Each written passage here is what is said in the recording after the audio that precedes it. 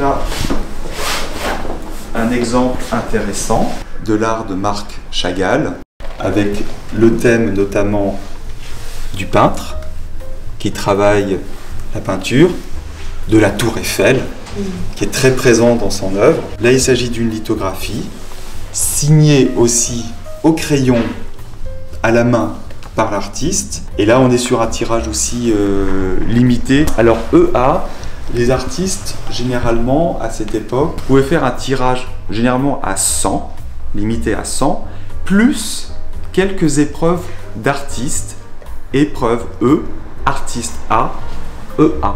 C'est des épreuves qui étaient conservées par l'artiste ou la famille, qu'il pouvait offrir à des collaborateurs ou vendre lui-même, en plus du tirage. Généralement, c'est une dizaine d'épreuves supplémentaires par rapport au 100.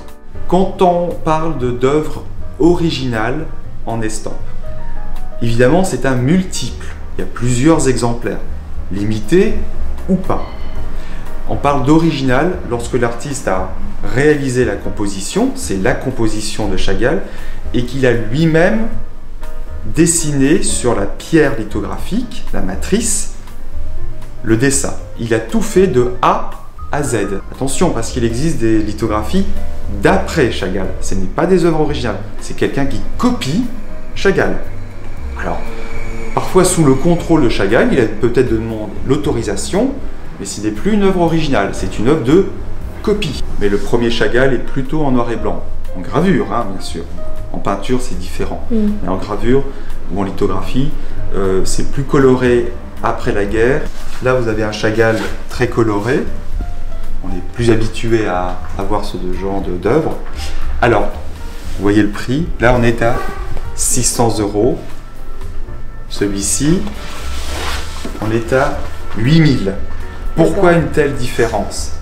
Les deux œuvres sont des œuvres originales de Chagall, mais la différence, c'est que là, vous avez un tirage limité, signé par l'artiste. Là, vous avez une œuvre originale de Chagall, mais qui n'est pas signée et qui a un tirage très élevé, probablement plusieurs milliers, je n'ai pas dit centaines, mais plusieurs milliers d'exemplaires. Voilà pourquoi il y a cette différence de prix, presque un zéro. Enfin, il y a un zéro de différence. Alors, on peut s'offrir, voilà, pour un prix modeste, une œuvre originale de Chagall. Et si on veut une œuvre plus confidentielle, il vaut mieux se diriger vers ce type de tirage et en plus signé. Chagall a fait les deux. Pourquoi? Parce qu'il voulait permettre aussi que son œuvre, que son art soit plus accessible au plus grand nombre. Donc il y a à la fois des tirages très petits, signés, mais aussi, et ça existe, des choses à plus grand tirage. Voilà. Les deux existent. C'est vrai aussi chez Picasso, chez beaucoup d'artistes au XXe siècle, ça s'est beaucoup fait à ce moment-là. Ils faisaient le choix de l'un ou de l'autre.